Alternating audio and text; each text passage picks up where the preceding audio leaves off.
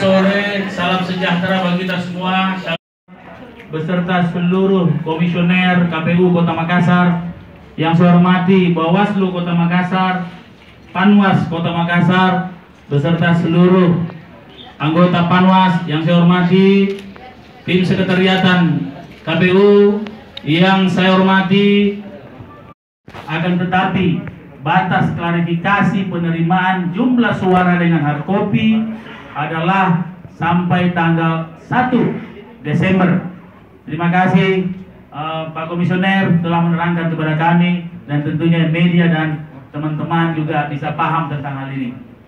Kami berharap dengan dukungan, dengan suara yang kami store bisa diterima dengan baik, dan insya Allah ini berbahagian yang penting bagi tegaknya demokrasi di Kota Makassar menuju Makassar 2 kali tambah baik.